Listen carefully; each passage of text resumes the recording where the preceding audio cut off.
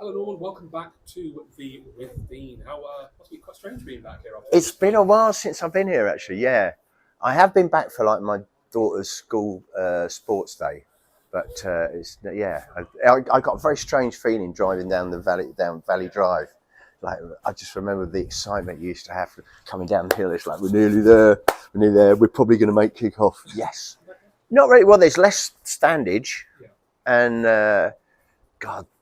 That stand looks very forlorn now. It looks like some World War II bunker that's not been cared for. Yeah, I mean, obviously you remember it with a bit more buzz. It's gone back to being more rural and pastoral than it was. It was a very exciting time coming here because a lot of people had kind of given up. And I must confess, I never went to Gillingham. But in the meantime, my career, one of the reasons I never went to Gillingham was my career was skyrocketing at that time. And what I remember more was the decision around the skint offices of like, we think we've nailed the deal. And because it was just like this stupid idea that we had this like, I can't remember, I think it was probably Andy Mack talking to Dick Knight. And, this idea came that we would be the shirt sponsors. And I remember when it's like, yeah, this is really going to happen. It's like, really? And they're happy to have skint written on the shirts. How did that feel for you initially when you were told that was going to be a thing? Fabulous. I mean, if I'd known the adventure it was kickstarting, then I would have been even more excited because, proud to be part of the... yeah, I mean, there's certain moments when you support a football team and you're proud when they win and you're proud when certain things happen. When you know that your name is going to be on their shirt, like that's like, oh my Lord. And then realizing that how much that integrate us into the club. We were automatically invited into the boardroom porter cabin down there. And then they quickly realized they'd have to relax the laws on wearing a shirt and tie in the boardroom because none of us possessed shirts and ties. So it was, it was a really, really exciting time. And to suddenly feel like you're part of a family of a football team. Obviously, it was very much more of a family-run football team in those days, and it was quite endearingly down to earth, shall we say? So, but it was great to just be invited in, and the pride of having done that, and then and people just going, "What really? Like that's your football team?" It's like, yeah, I kind of felt like it was our football team. You can have one of your albums on a shirt. Yeah. For one day only, we changed the name of this stadium to the Palookaville Stadium from the Withdean Stadium because that was the only way we could get round the FA rules about changing your shirt. You weren't allowed to change your shirt mid-season, but you were allowed to change the name of the stadium temporarily for a week. It was his old Dick Knight and his advertising brain was coming through. So he wanted to pay me back for what I'd contributed to the club. So he said, for your album launch, we'll make a bit of a splash and do something. And it's quite nice, again, as a football fan, to have... I was in America recently and someone had a Palookaville shirt on because obviously they're quite rare now because they're only sold at one game. So I'm used to it. Because I'm kind of known as an Albion fan everywhere I go in the world. If there's an Albion fan, they wear their shirt. And you always see it. It's unmistakable in any crowd. So pretty much any show I play anywhere in the world, there's always at least one Albion shirt. And I always see them. Sometimes they try and they want to throw it up on stage. I'm like, no, not in this city. I'll do that in Brighton, but nowhere else. I would have been sat right there. In the dry stand. We're the dry stand.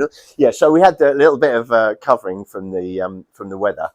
This was the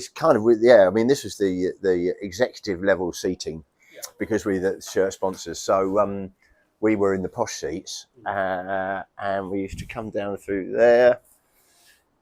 And then like I said, the director's porter cabin was just down there when we used to go at half time. But I must confess, we were, in those days, Saturday afternoon directly followed Friday night, which normally meant the boutique, which is our club on Friday night. So we used to roll up here kind of just out of bed and just about sober enough to drive again. So that again made for a different atmosphere, especially in the boardroom. Like Dick Knight would be introducing us to the chairman of the opposing team, and we're struggling. Maybe a bit of hair of the dog just to get us through it. I think one of my fondest memories was standing about there watching us beat Man City in a cup game on penalties. And we nipped to the toilet before the penalties and we're just on our way back when they started taking them. And then, so yeah, we stood there rather than there, which got a better view of that goal. But yeah, that's my most enduring memory. Aside from bringing my son here. So my son grew up with me coming here every week. And when we thought he was old enough, we brought him to the most dreadful game ever. And it killed him for football. I think, is there a play area? I remember there was a play area and he spent the whole of the second half in the play area because it was more interesting than the game. And then he's never enjoyed football ever since. Oh, which game was that? Oh Christ, I don't know. Just in the 0-0 ball draw. yeah, 0-0 draw. Yeah, but it was great. I mean, the fondness you have was mainly because it felt like the fortunes of the club had turned, and we were going from we'd hit our rock bottom. Because you never knew where rock bottom was, and we turned out Hereford was the lowest we were going to go, and from there on the trajectory was going to be up. So it was always there was always something new and different, and it was still frustrating a lot of the things that went on while we were here. But generally, the trajectory is up in terms of our place in the league. I think the only thing that wasn't going up was the financial side of it, because obviously I remember having meetings talking about how do we build one more tier of stands, and stands down there which are in a different postcode. Like the further back we built them, the further So financially we were always scuppered, but in every other respect, I think the club, it just felt like we've come from nothing. We've got nothing to lose. We're having a lot of fun. I think there was a lot of fun had here because we had nothing to lose.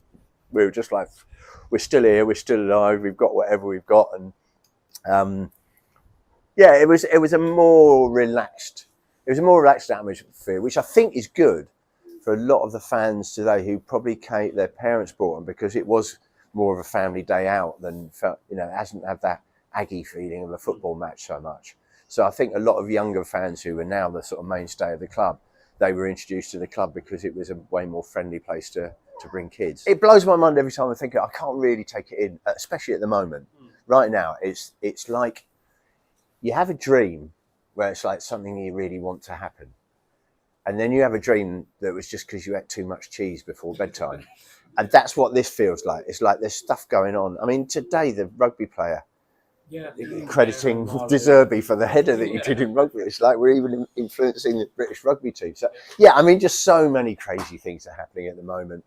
And just that realisation. I mean, for me, the most beautiful thing is De Zerbi and Tony Bloom feeling that we've got the best manager in the world and the best owner in the world. And I think the owner thing is really, really important because there's so many teams that are getting decimated by foreign owners who don't really understand the sport. They don't understand the fans.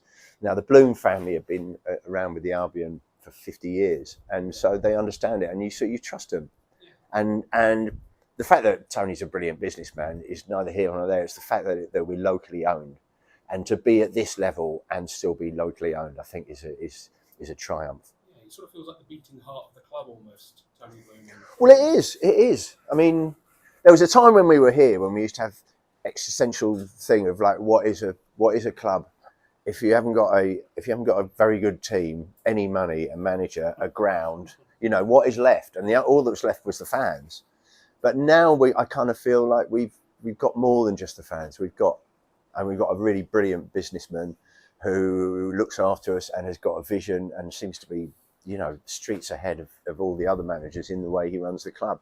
I think that's the most beautiful thing, whether or not we do well in Europe this year, that's, and whether or not we can keep on the trajectory and other teams will be able to figure out how, every now and then a team like West Ham figures out how to stop the way we play.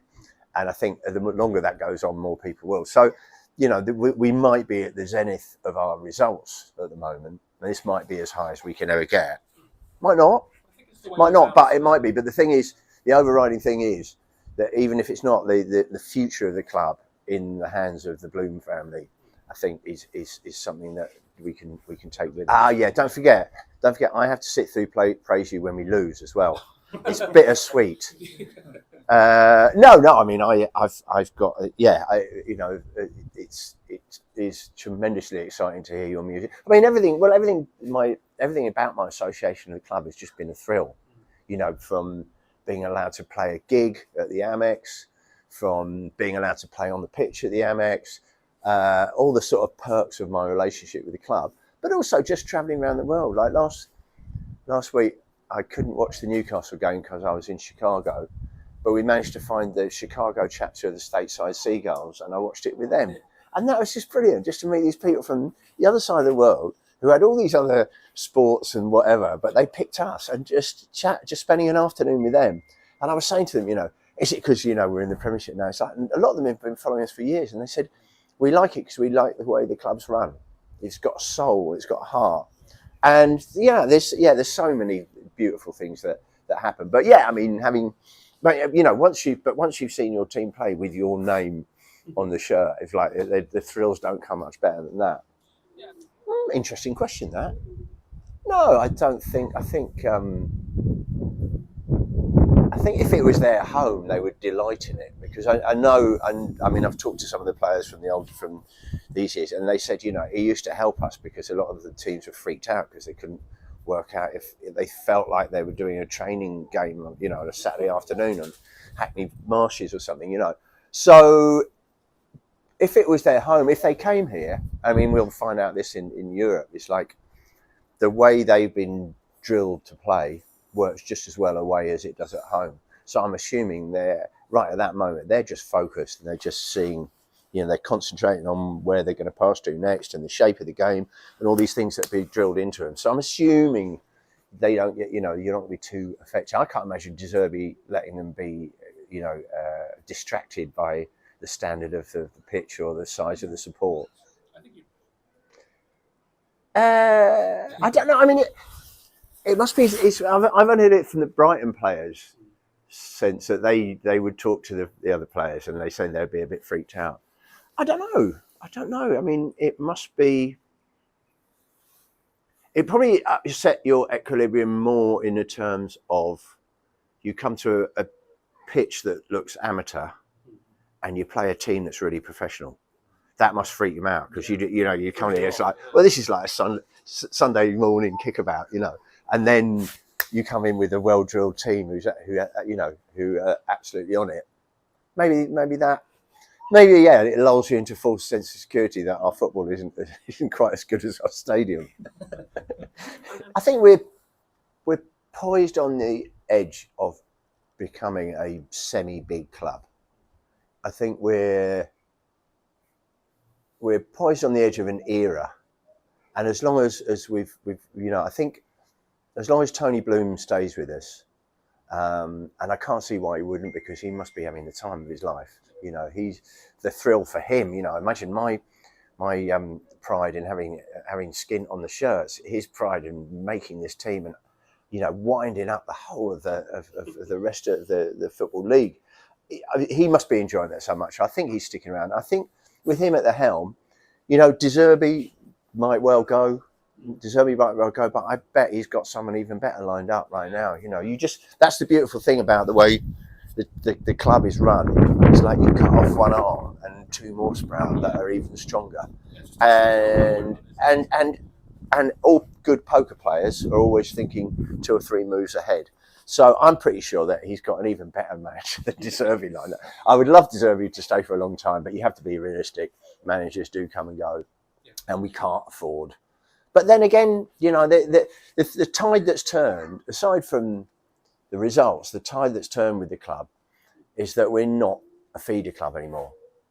Something happened in the last year between the confidence and the balls that Tony showed to stand up to the bigger clubs and say, no, you can't just buy all our good players. You know, you've been doing that for years. You can't just buy our players when they get good. And if you do, you're really going to pay for them. And we've got to a kind of ceiling now that I mean, he said the other day that he wouldn't have sold Caicedo if he didn't want to go. He said, we've got to a point now so that we don't have to sell those players. And if we do, we sell them for so much money, we can buy 4 really good players to replace them. So, yeah, I mean, that model works as long as you've got Tony Bloom at the helm and as long as he's here with the club. I think we're you know, I don't think we're ever going to be Big Six, but after the Big Six seem to be in relegation zone at the moment. So who knows? Bobby Zamora up front and a midfield consisting of Johnny Crumplin. I'm going to push him up into the midfield. And he's only allowed to use his head. He's never going to kick the ball. He's only going to head it, no matter how low on the ground it is.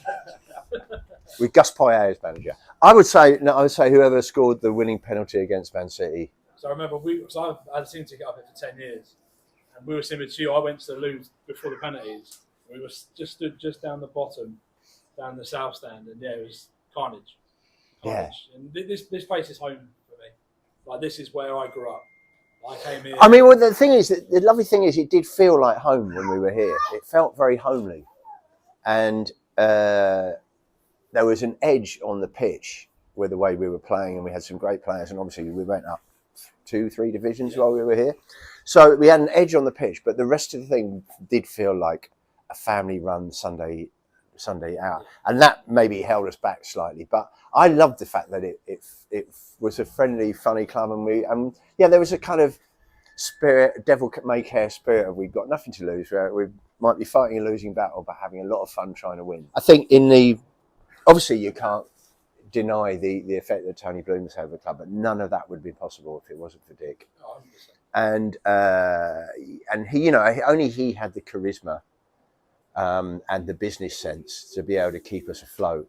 Now, he didn't have the resources and the foresight to do what Tony Bloom's done, but he definitely, the club wouldn't exist, I don't think, if it wasn't for Dick Knight. I think we all owe him a debt of gratitude for that. Yeah, because for starters, everything I put into the club was directly Dick taught me into. So for starters, you can take my contribution out of the club. Good morning, good afternoon, good evening, and good night.